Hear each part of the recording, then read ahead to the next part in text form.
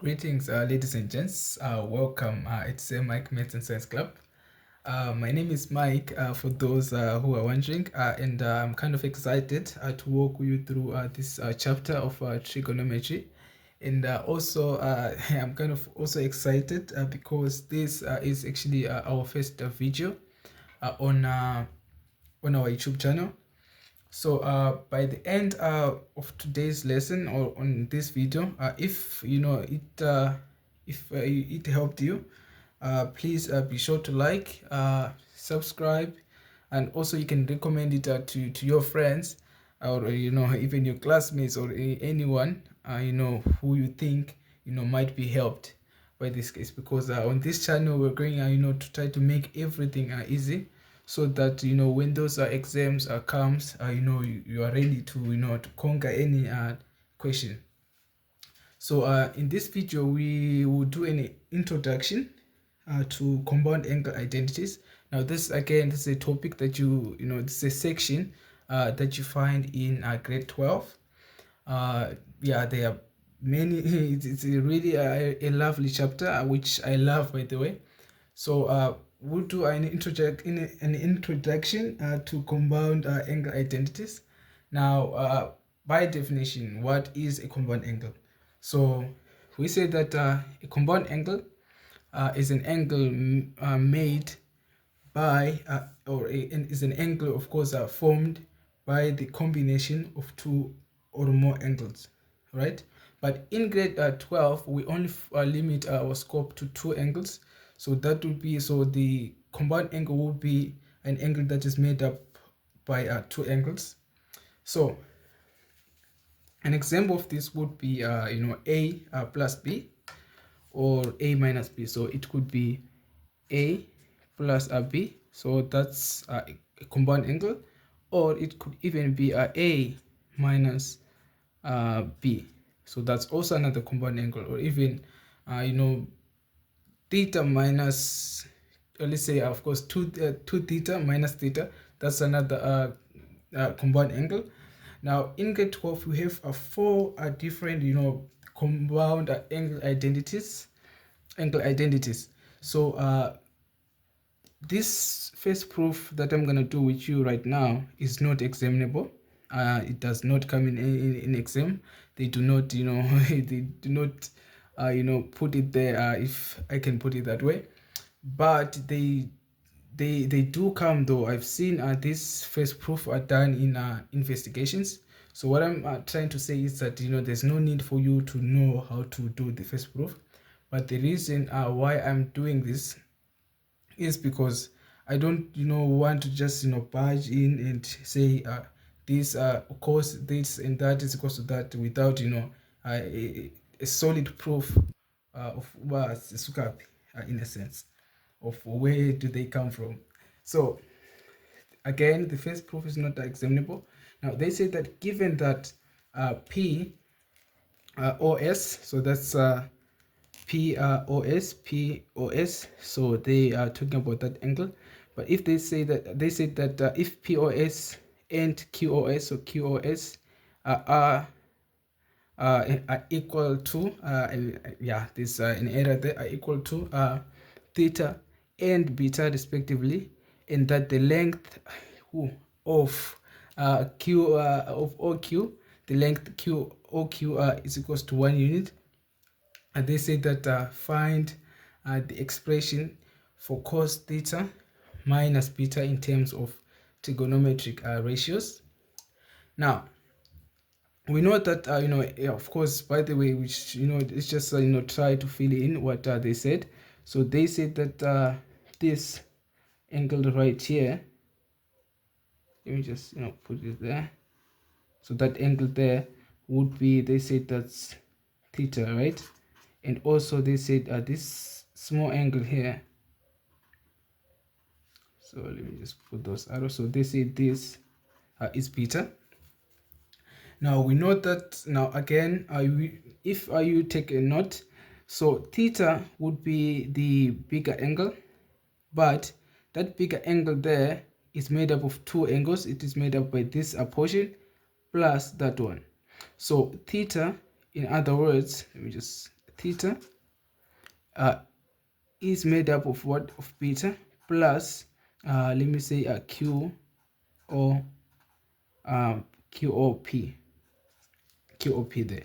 So if I were to find the expression for P or Q in terms of theta and beta, of course I will need to transpose that beta, right? So in this case I will Q or P would be equals to theta minus beta. So it would be that small angle there. So that would be that angle there. So that would be theta minus beta. Now we know that also they say that this length is equals to 1 unit. But another thing that you must note, now this is a semicircle. Now we know that in a circle we have radius. So this length here would be the radius, and also that length would be the radius. And we know that the radius of a circle, or the radii, are equal, right? So if that's 1, surely this one would also be 1 unit. I hope that makes sense. Now, one thing you must note is that for sure that any point of course has an x value and a y value. So this would have x and a y, right? And similarly also P would have the same thing. So it would have x coordinate and a y coordinate, right? Now if I were to suddenly drop a perpendicular height from Q until I hit the x-axis, such that it makes an angle of 90 degrees right there. Now when I do that, what I've just done is that I've actually formed a right angle triangle where this height here would be represented by y, right? That would be the vertical height, right? And also this OS would be represented by the x coordinate of that point. And similarly, I'm going to do the same thing on this side. I'm going to drop a perpendicular height. Now I'm going to show you why I did that later. Now if I were to express that that length there, QS, using this triangle here, I know that that angle there is beta, right? So if I were to express that if I were to calculate the value for that, for y, given that I have that angle, so I would use actually I would use sine, right? Because we know that sine, so it would be sine of beta would be equals to the opposite, which is y over 1. So if I were to simplify that, it would be a sine of beta would be equals to what? To y. So in this case, y is also equivalent to what? To sine of beta. Now if I do the same thing for this length here, OS, now again we know that would be the adjacent, right? So to calculate that, we would use a cos. So it would be cos of beta. That would be equals to x, which is the adjacent, over a 1. So if I were to simplify that, it would be cos of beta would be equals to what? To x. So why have I done that? Now here's what I'm going to do next. I know that x is equivalent to cos beta. That's the same thing, right? And also I know that y is the same as a sine of beta. So what I'm going to do on that coordinate, I'm going to replace x, I'm going to replace it with cos of beta, and I'm also going to replace y with a sine of beta. So in actual fact, this will be a cos of beta what's this? It's to sine of beta. Now similarly, of course, this this point here would also be what's this? It would also be cos of theta is to sine of theta. Now why? Because we know that that angle there is an obtuse angle. Now when you take an obtuse angle, you know that it gives you a negative value there, right? When we know that cos of cos of 180 minus that, we know that cos in the second quadrant is negative there, so it would give us a negative there. But in this case, you would get the negative value of this case, which would be the x, when you substitute the value in this case. Now, why have I done all of that to replace that with cos of beta and all of that? Now, if I were to suddenly construct a line joining those 2 points, joining P and Q, what I formed there is a triangle. But note, in grade 11 we learned of the area rule, the sine rule, and the cosine rule, right? So even though it's not a right angle triangle, I can use those rules to calculate anything that I want on that triangle, which is Q, P, O, right? Now, in that triangle, I know that OP is 1 unit, and also OQ is 1 unit, right? Now, if I were to find the expression for that, or if I were to calculate that length there, which is PQ. Now remember, what else do I have?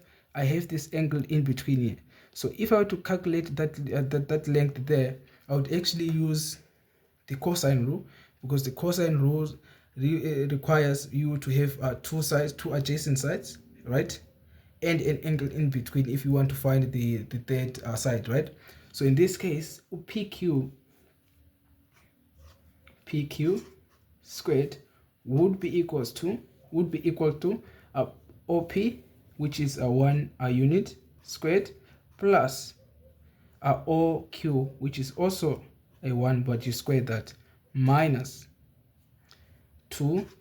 Now minus the product, we'll put the product of those length, right? So that would be 2 multiplied by 1 and another 1, and we cos the angle in between, which we found it to be theta minus beta. It would be a theta minus a beta there. Now if I were to simplify that, of course, I'm sure you can see where this is going. They told us to find the expression for that, and we're almost there. Now if I were to to simplify this, so I would still have PQ squared. We know that 1 plus 1 would be a 2, right? So that would give us a 2 minus a 2 cos of theta minus a beta. That's for sure.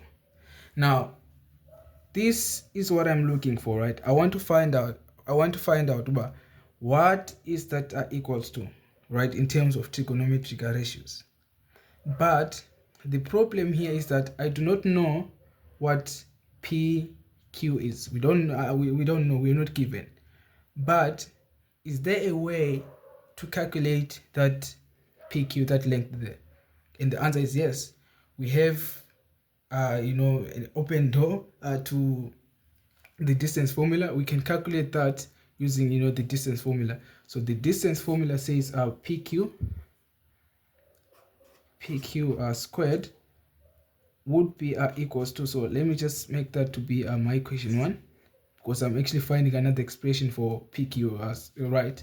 So PQ would be equals to our x at P minus x at Q, but you square that, plus a y at P minus y at Q, and we square that.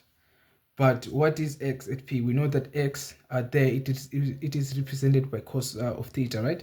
So this would be a cos of theta minus, we know that x at point Q, it is represented by cos of beta. So that would be minus what's that, cos of beta. but we square that, plus, so we will do the same thing. So y at p would be sine theta, minus would be that would be sine of beta, and we square that. So if I were to simplify that, of course I would need to open two brackets and also do the multiplication, but I'm just gonna do it quick so that I don't make this video the longest video ever. So this when I multiply that out, so I would have a cos squared of theta minus that, when I multiply that together, it's going to become 2. So that's going to tend to be 2 cos of theta multiplied by cos of beta. Is it? No, it's beta. So plus again, you're going to have cos squared of beta. So that's the expression for the first one. Plus, now I'm going to the second one. So the second one would be a sine squared of theta minus 2. What's this? 2 sine theta, and also, actually I'm running out of space here, and also sine of beta there. I'm just, but it's multiplied there. So if I were to simplify this further, now we know that cos, now remember we have cos squared theta and also sine squared theta. So those two would give us a 1. So that would give us a 1. But also cos beta plus cos squared beta plus sine squared beta, that would give us another 1, right? So that would be another 1 right there. And then the rest, I'm just going to leave it that as it is. So this would be 2 cos of theta multiplied by cos of beta, and minus, now remember we still have that, so that would be 2 sine of theta multiplied by sine of beta. Now that's the expression for PQ if I were to use the distance formula. Now these two expression, now this is the if I were to calculate the distance of PQ, it would be, I would find it to be whatever expression that would come here. But if I use the distance formula, if I were to use the cosine rule, I would get that. But this PQ squared and PQ and PQ is the same thing, right? We know that that's the same distance. So as a matter of fact, this expression here would be equals to that expression there, because PQ is equals to PQ. So I'm just going to equate that. So this would be 2 minus 2 cos, of course I'm taking the first one, theta minus beta. That would be equals to, now we know that's a 2 there, so that would be 2 minus 2 cos of theta multiplied by cos of beta minus another 2 sine of theta multiplied by sine of beta right there. Now again, we know that those two are like terms. Of course, this would cancel with that. And also, if I were to divide everything here, now remember what I'm looking for is the expression for cos theta minus beta, not negative 2 cos theta minus beta. So what I'm going to do, I'm going to divide everything by negative 2. So if I do that, divide that by negative 2, divide that by negative 2, divide that by negative 2. So if I do that, I'll get a cos of theta minus I beta. So that would be equals to, remember, negative 2 divided by negative 2, that would be positive. So that would be a cos of theta multiplied by cos of beta. Again, a negative and a negative gives us a positive, so that will be plus sine theta multiplied by sine of beta. So this is your first compound angle identity that you find in grade 12. Again, something that I didn't mention, these formulas, they are given on your formula sheet, so there's no need for you to know them by heart. So these are formulas, they are given, all of them, there are 4 of them, so they are given on your formula sheet, so there's no need for you to memorize them. But of course, it is a good thing to know some things, because when it is time for the exam, of course the pressure in the exam room is quite high. I don't want to lie, I've been there. So it would also help if you know them by heart, but again, it's not a must. It's not a must. So we have proven that cos of theta minus beta, that is equals to cos of theta multiplied by cos of beta plus sine that's actually theta multiplied by sine of beta. There, I hope that's visible. Now they say use cos theta minus beta to find the expression of cos theta plus beta. So in this case, instead of a negative, they gave us what? Positive. So they are saying that you must find the expression. Let me just break that down a bit. For a cos of theta minus a plus a beta, right? But would you agree with me if I say cos theta plus beta is the same as cos of theta minus beta? You know that the minus and the minus, of course, it gives us a positive. So essentially, I didn't break any rules in a sense. So now the reason why I did this is because now the expression for cos, now the expression that I have is for cos of theta minus beta, not a plus, right? But if you look at that, you see what we have the first angle minus the second. Of course, you could always treat this as the first, and that angle is the second angle there.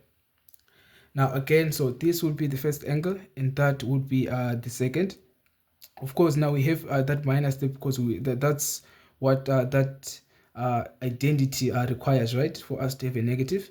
So if I were to simplify that using that, because you see it's almost similar in a sense, it is similar actually. So if I were to simplify that, or if I were to expand that using that identity there, because they said I must use that, right? So that would be actually become cos of the first angle, you see. So that would be a theta multiplied by a cos of the second angle, but the second angle in this case would be negative beta. So that would be a negative beta there plus there. So that would be a sine of the first angle, which is theta, multiplied by a sine negative beta. Now if you to simplify that even further, we know that if we don't deal with negative angles, now if we have negative angles, we can what we do is that we add 360 to them.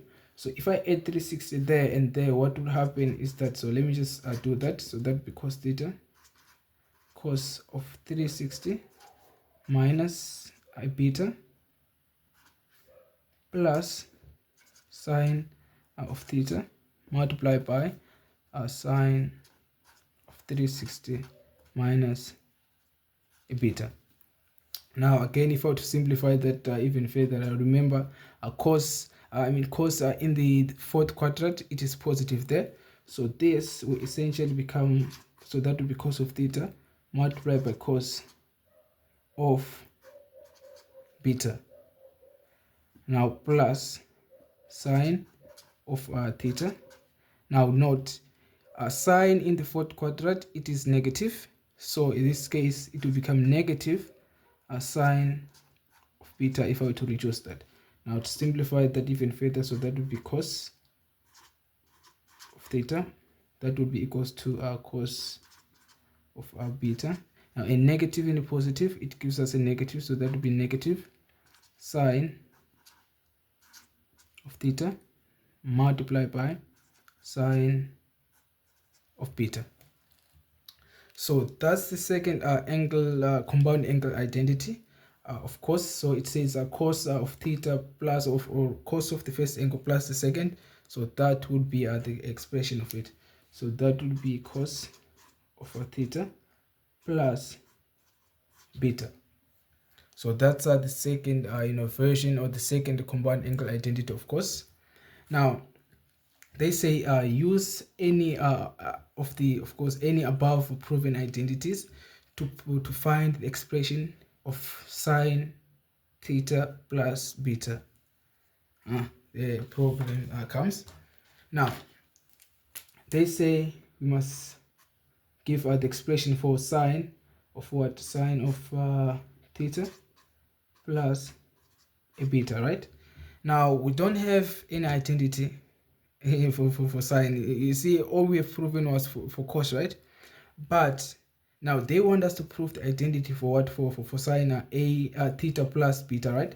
Now would you agree with me if I say sine of theta plus beta would be the same as cos of 90 minus theta plus beta? We know that that's the same, right? Because those are co-ratios. So in this case, what I just did was to rewrite sine in terms of what? Of course, because what I have right now on my hands is the expressions for cos, right? I don't have any for sine. So if I were to simplify that a bit, so that would be cos of 90 minus theta. So I'm actually going to group those two minus a beta there.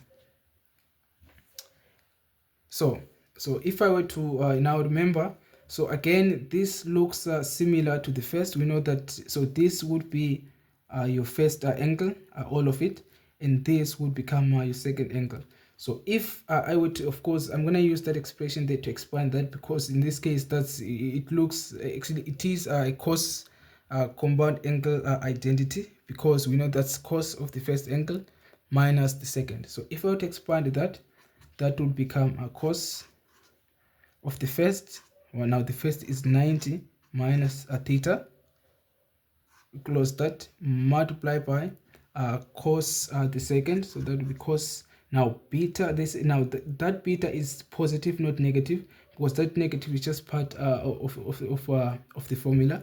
So that would be cos of beta plus sine of the first angle. Now it would be sine of 90 minus theta multiplied by sine of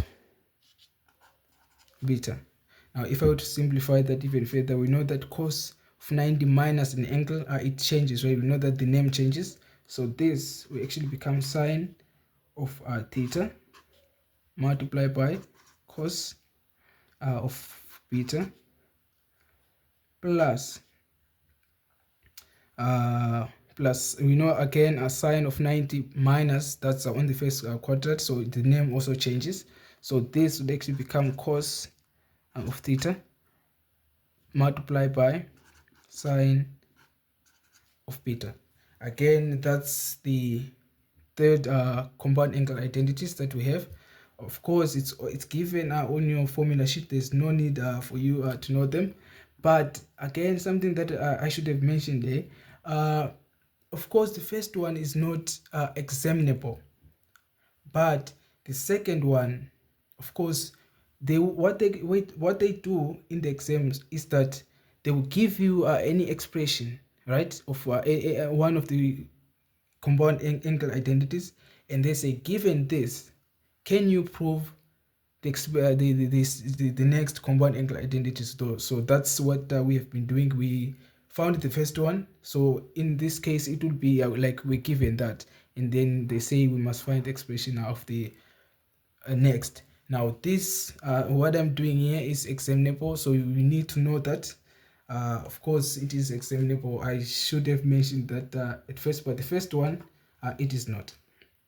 Now they say, hence or otherwise find the expression of sine theta minus beta. So that's sine of I hope that's again visible. So that would be sine of theta minus beta.